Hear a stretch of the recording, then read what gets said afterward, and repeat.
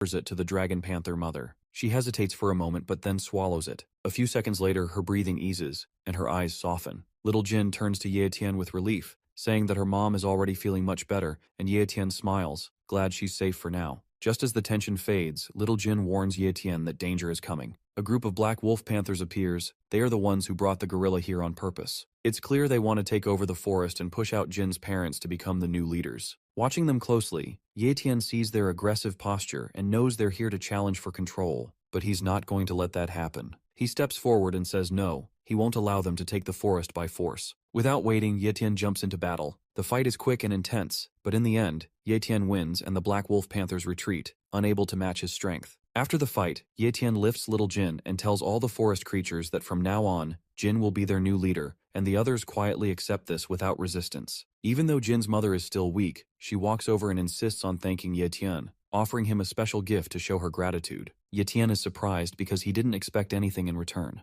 As he and Little Jin walk through the forest, Ye Tian starts to wonder how much farther they need to go. Little Jin excitedly points ahead, saying the destination is just inside the nearby cave. When they reach the spot, Ye Tian notices something glowing. It's a spiritual herb resting on a stone. Jin explains that this is the gift her mother promised. However, the fruit isn't ready yet and needs 30 more days to fully ripen. Ye Tian nods, curious about its powers and looking forward to discovering what it can do once it's ready. Just then, sounds echo from deeper inside the cave. Ye Tian encourages Jin's mother to push, as it's the moment of birth. A small cry rings out, and the baby panther is born, healthy and strong. Seeing this, Ye Tian beams with pride and declares that a new ruler has just been born into their forest. A month passes, and the moment Ye Tian has been waiting for finally arrives. As he approaches the spiritual herb, a sweet, rich scent fills the air. He can tell right away that it's ripe. Excited, Little Jin urges him to eat it quickly, jumping around with anticipation. Ye Tian laughs, amused by Jin's energy, and takes a bite of the glowing fruit. Suddenly, something strange happens. Ye Tian starts to feel weird and he immediately passes out. Later as he wakes up, Ye Tian's head hurts, and a surge of power rushes in. He grabs his head, feeling a strange new awareness growing inside him. It's not just any power. Ye Tian realizes he's gained a mental ability, a skill usually only accessible to powerful martial warriors. Yet here he is, still at elite warrior level, and already able to control it with ease. Ye Tian closes his eyes for a moment, focusing as his talent detection range expands instantly, allowing him to sense talents from up to 50 meters away. Even more shocking, he discovers that he can now copy talents without even touching anyone. Just sensing them through the air is enough. Later, Ye Tian sees a message asking if he wants to fuse the mid-tier endurance talent. He thinks about it for a moment but decides against it because endurance isn't that helpful right now, and his main focus is improving his cultivation talent. With everything settled, Ye Tian gets ready to head home. This trip gave him a lot of power, growth, and even something unexpected. He smiles, feeling satisfied. As he prepares to leave, Ye Tian turns to the panther family and thanks them for the spiritual fruit because it helped him greatly. Just as he's about to say goodbye, Little Jin suddenly meows and jumps forward because she doesn't want to stay behind and wants to go with Ye Tian. He chuckles and agrees, telling her there's someone he wants her to meet, someone who will definitely like Little Jin a lot. She beams with joy, meowing happily and thanking her master. Their journey together is just beginning. Little Jin looks around with wide eyes, amazed by everything she sees because the outside world feels completely new to her and has so many things she's never seen before. Ye Tian reminds her to be careful, saying the outside world isn't just exciting, it's also full of danger. Soon they arrive at the 5th Academy, but something feels off. Ye Tian suddenly spots Zhang Bao collapsed and badly injured. Shocked, Ye Tian rushes over to him asking what happened. Zhang Bao weakly recognizes him, and Ye Tian feels relief because Zhang Bao is still alive. Without wasting time, Ye Tian pulls out high-tier monster blood and gives it to him to help restore his energy. Whatever happened here is serious, and Ye Tian knows he has to be ready for anything next. He's shocked to hear that the people who robbed Zhang Bao were actually warriors from the Iron Fang base. Zhang Bao explains that the base was completely destroyed by monsters, and around 100,000 survivors escaped to Linhai base. Ye Tian quickly asks who's in control now, and Zhang Bao tells him the Lin family is technically still in charge, but in reality, they've lost all real power and are just figureheads now. Ye Tian realizes this is exactly what he expected because the Iron Fang survivors have quietly taken over. Zhang Bao adds that the situation in the base is getting worse by the day. Robbers are everywhere, and chaos is spreading fast. Ye Yu and Captain Gale Wolf are training together. Ye Yu sighs in frustration after losing another round, but Gale Wolf encourages her, saying she's improving fast and has real talent. Ye Yu humbly replies that it's only because of his good teaching. Suddenly, she spots someone approaching, and it's her brother, Ye Tian. She runs to him, shouting with excitement, and Ye Tian laughs, telling her she's way too excited. Just then, Little Jin pops out, and Ye Yu's eyes light up when she sees the small golden panther. She immediately rushes over to greet it, calling it cute. Ye Tian introduces the pet as Little Jin,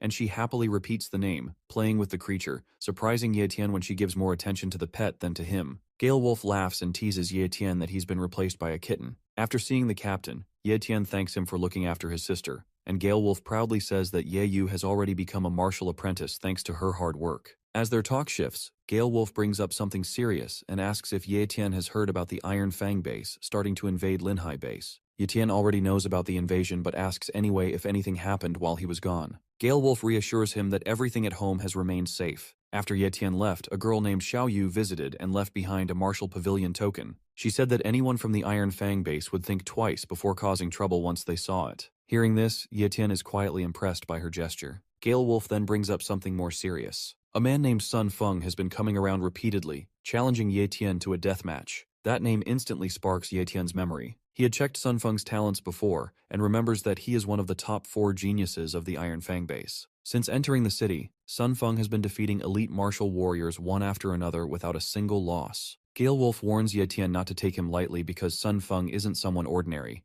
but Ye Tian, rather than being alarmed, stays calm, and the situation only sharpens his focus. In fact, he finds the challenge intriguing. Sun Feng arrives on his motorcycle, parking it with a loud screech that turns heads, and without wasting time he confirms Ye Tian's identity, saying he's been waiting for this moment. Ye Tian simply nods. After that, Sun Feng announces the reason for his visit. He challenges Ye Tian to a duel, set for 10 o'clock the next morning at Minghui Plaza. The terms are clear, a battle with a bronze rank blade skill on the line. Sun Feng leans forward slightly and dares Ye Tian to show up. As Sun Feng speaks, Ye Tian activates his hidden ability. A wave of energy brushes past him, and he successfully copies Sun Feng's high-tier cultivation talent without anyone noticing. With a small smile, Ye Tian responds confidently and accepts the challenge without hesitation, making it clear that he's not afraid. After hearing this, Sun Feng gives a turn to leave, his bike engine roaring as he speeds away. Ye Tian watches him disappear into the distance, ready for what's coming. Someone behind Ye Tian calls out in frustration, warning him that his decision was way too impulsive, and he is convinced that with Sun Feng's power, Ye Tian doesn't stand a chance. But Ye Tian stays calm and quietly replies that the outcome isn't so certain. Moving ahead, his status window appears again, and his abilities are already impressive. High-tier cultivation talent, apex-tier speed, mid-tier sword skill, novice-level shadow skill, apex-tier healing, and high-tier strength. But Ye Tian isn't done yet, and since he already has one high-tier cultivation talent, he decides to stack another one, aiming for something even stronger. With full confidence, Ye Tian chooses to copy the talent again. The moment he confirms, his cultivation talent upgrades to apex tier. Now, with his stats reaching incredible levels, Ye Tian smiles slightly because the thought of tomorrow's duel doesn't worry him at all anymore. In fact, he's actually looking forward to it. At Minghui Plaza, a crowd starts to gather, and everyone's talking about the duel as Sun Feng picks yet another new dueling spot, just like he always does. So far, he hasn't lost a single match. People in the crowd gossip about his next opponent, and most don't even recognize the name. Some assume Ye Tian is just an unknown kid, while others vaguely remember hearing about him but still dismiss him as a nobody. They wonder why someone like Sun Feng would even bother challenging someone so ordinary. A few suspect that Ye Tian isn't the real target at all, that it's the Lin family's influence. Every time Sun Feng wins, he damages a family's merit monument, and today seems no different. He's not just fighting individuals, he's chipping away at the reputation of the powerful families in Linhai base. A huge crowd surrounds the plaza, with all eyes locked on the stage. Ye Yu stares in shock at the size of the gathering and whispers that it's noisier and more crowded than she expected.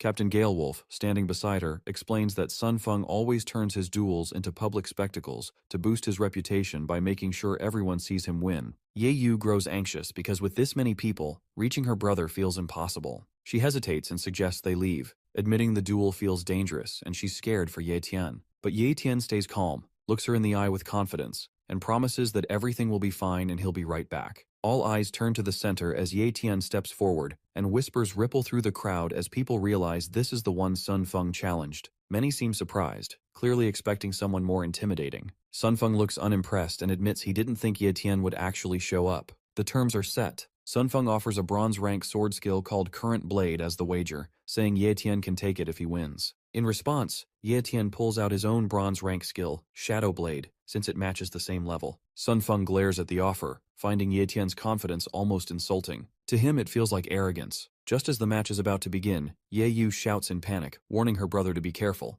The duel is seconds from starting, and everyone is watching. The duel begins with Sun Feng charging forward, striking first with his sword, but Ye Tian's speed catches everyone off guard as he moves so fast it's hard to follow. Ye Tian keeps his distance, calmly dodging each slash with perfect timing. Sun Feng grows irritated and mocks him, comparing him to a rat just running around to avoid the fight. Before he can say more, Ye Tian counters with a powerful punch that lands clean, sending Sun Feng flying across the stage. The crowd gasps, stunned as the one they expected to lose turns the tables with a single blow. Ye Tian stands tall and focused, asking if he still seems like a rat now. Sun Feng slowly gets back on his feet, wiping blood from his lip. The smirk fades from his face, replaced by determination, and he admits Ye Tian is stronger than expected, but promises that this time he won't hold back and the real fight starts now. As the crowd watches in silence, Sun Feng roars with anger and unleashes Wind Slash, a fast and powerful sword move aimed straight at Ye Tian, also slicing a portion of the Lin family's merit monument in the background. Shocked voices rise from the crowd,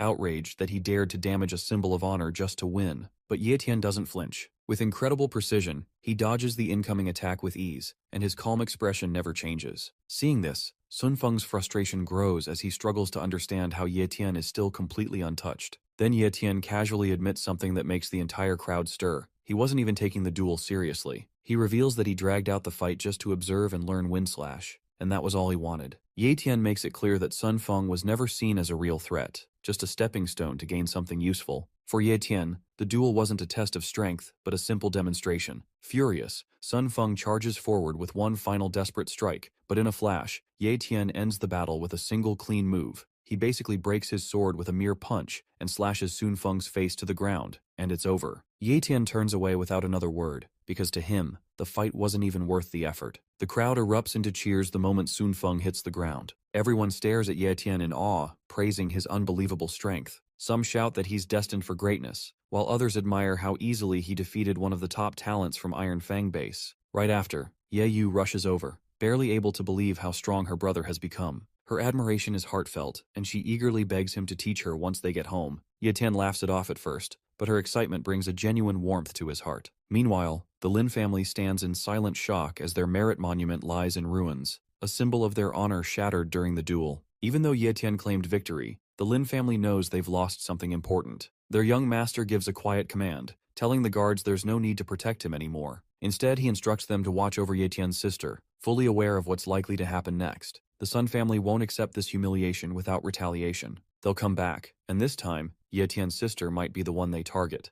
Back at Captain Galewolf's home, Ye Tian sits on the couch, deep in thought about the Wind Cutter ability, which can make any attack 6 times stronger. He lets out a long yawn and sets aside the book he's been reading all night. Getting up, he walks over to the window and opens his status window, only to realize that there are still 30 days left before he can copy another ability. Ye Tian mutters a curse under his breath but quickly calms himself, knowing there's no choice but to wait out the cooldown. Once it's over, he can move forward with his plan to copy Sun Feng's superior-level swordsmanship talent. Doing so would instantly boost him by 2 levels, pushing him into the Grandmaster rank. Ye Tian nods to himself, reminding that any martial artist aiming to stay on top needs that level of power. Meanwhile, in a quiet back alley, Ye Yu is practicing her swordsmanship against a training dummy, her strikes sharp and focused. Captain Galewolf stands at a distance, watching in silence. He's lost in thought, worried that even though the competition is over, the Sun family, with all their influence, won't let things slide. If they do seek revenge, he fears for Ye Yu's safety. After a while, Ye Yu, tired and breathless, stops and takes a long drink from her water bottle. She notices the captain staring and asks why he's looking at her like that. Snapped out of his thoughts,